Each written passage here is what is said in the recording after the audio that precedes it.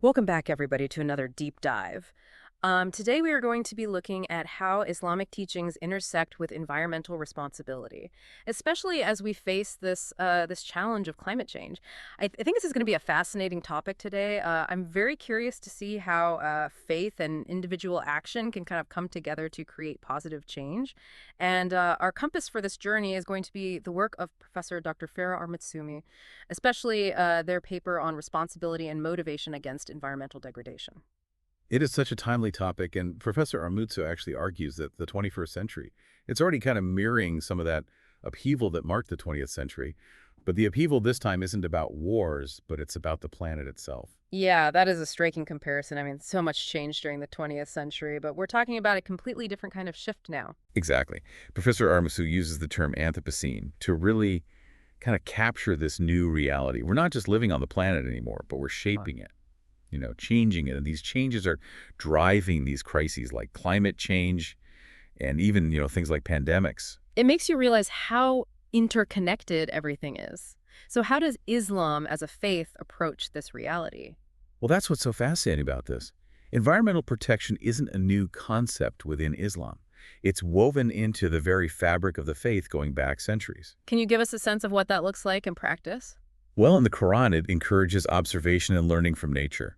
There are verses that specifically invite us to reflect on the wonders of creation, the camels, the sky, the earth, as a way to understand our place in the world. It sounds like a call to mindfulness almost, to really appreciate what's around us. And that awareness leads to responsibility.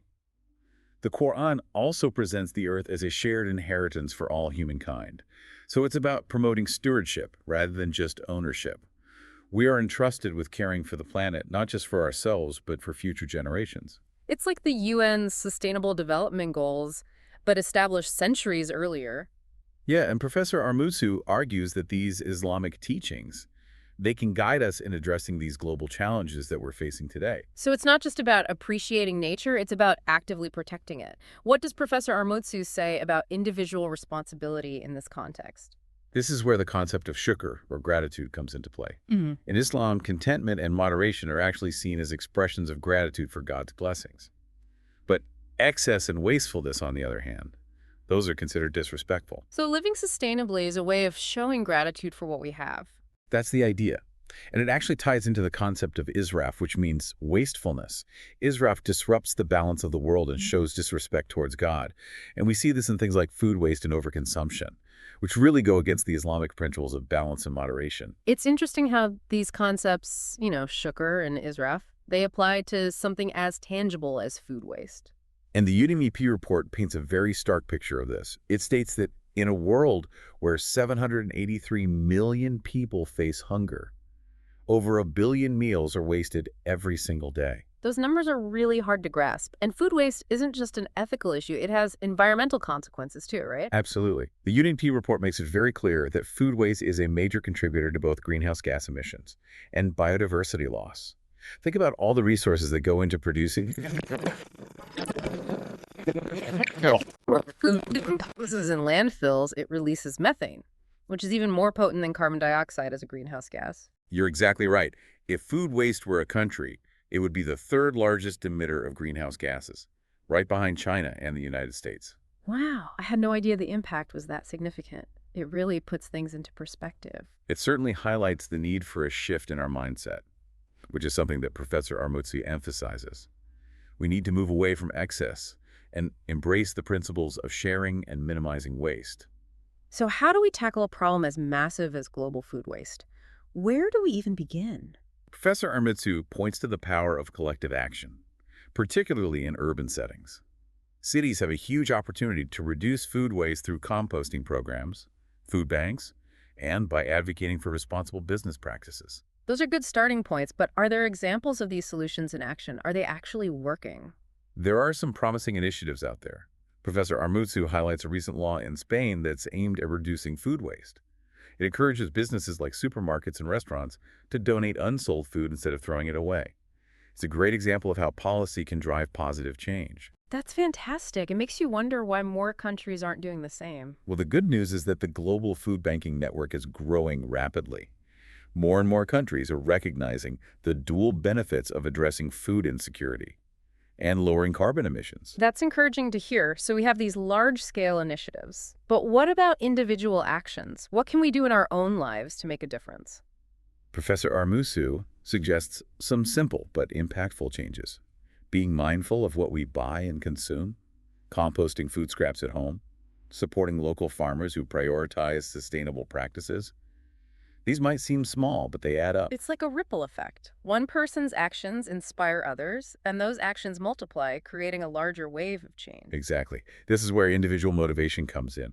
We need to see ourselves not just as consumers, but as responsible stewards of the planet. It reminds me of that study Professor Armutçu cites from the Catholic University of Portugal. It found that platform-based sharing initiatives, those that facilitate the sharing or exchange of goods, can contribute to mitigating climate change. It's amazing how technology can be used to promote sustainability. It's a great example of how sharing resources and reducing waste can be facilitated through these kinds of platforms. And these are all actions that align with the principles of shukr and the rejection of israf. It's about understanding that we're all part of a larger ecosystem, and our actions have consequences both positive and negative. Precisely. And as Professor Armutçu points out, climate change isn't just an abstract concept. It's the biggest health threat facing humanity, according to the World Health Organization. The consequences are real and affect everything from agriculture to water resources to global health. This brings us back to individual responsibility. If climate change is such an urgent threat, how do we connect its impact to our daily lives and the choices we make? That's a crucial question. Consider the consequences we're already seeing. Food shortages, water scarcity, rising sea levels, threatening coastal communities. These issues can be traced back to human actions, and therefore require human solutions. Yeah, it really hits home when you think about those effects that are already happening. We can't just, sit back and wait for someone else to fix it. No, absolutely not. Professor Armutçu's work really underscores that point.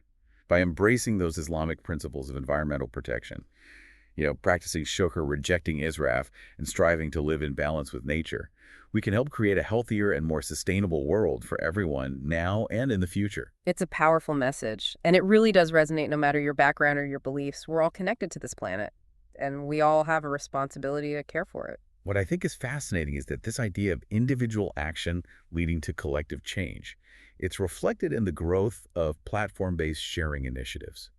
These platforms are making it easier for people to share or exchange goods and resources, and they're contributing to climate change mitigation. That's a great point. It's like technology can be harnessed for good, sharing resources, reducing waste, minimizing our impact on the planet. These all tie back to, shukr and rejecting israf. Exactly. What stands out to you from the research in terms of how individuals can shift their mindsets and start making a difference? One thing that really struck me was this idea of moving away from a consumerist mindset. Instead of always asking, what can I get? Maybe we should be asking, what can I give back? Yeah, that's a profound shift in perspective. It's about cultivating gratitude, practicing moderation, and recognizing that our well-being is inseparable from the well-being of the planet. It's not about feeling overwhelmed by the scale of the problem, but it's about focusing on what we can control, making those small but sustainable changes that we can make in our daily lives. Small changes that, when multiplied across communities, can have a huge impact. Right. So instead of getting bogged down by the enormity of it all, what are some tangible steps we can take? What can our listeners do today to make a difference? Well, Professor Armutçu suggests a few simple but powerful actions. For instance, reducing food waste at home, choosing to walk or bike instead of driving, supporting businesses that prioritize sustainability. These are all concrete actions that align with the principles we've discussed. And I think even beyond those actions, there's real power in raising awareness among friends and family, sharing what we've learned in this deep dive, encouraging others to think about their own consumption habits, and supporting initiatives that promote sustainability. It can all have a ripple effect. Absolutely. It's about fostering a sense of collective responsibility. We need to see ourselves as part of a movement, a global effort to protect and restore our planet. It all circles back to that concept of shared inheritance that we talked about earlier. The Earth isn't just ours to use and discard. It's a gift that we are meant to care for and pass on to future generations. Precisely.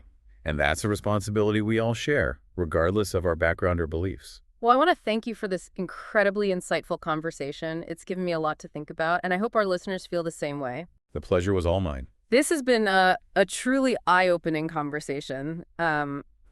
For our listeners out there who are ready to take action, what's that one key takeaway that they can walk away with today? Well, I think Professor Armutçu's work really reminds us that we are not powerless in the face of climate change. We have agency, we have choices, and we can make a difference.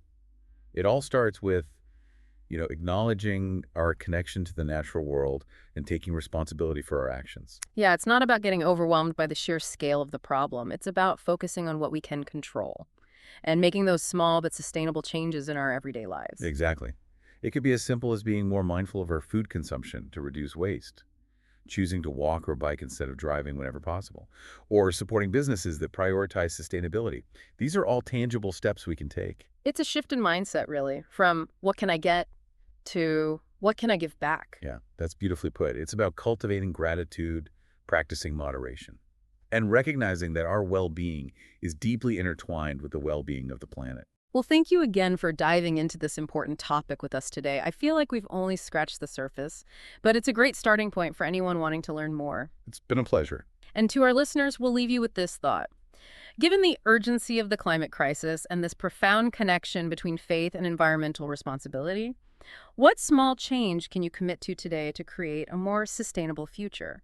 Remember, even the smallest actions, when multiplied, can ripple outwards and create a wave of positive change.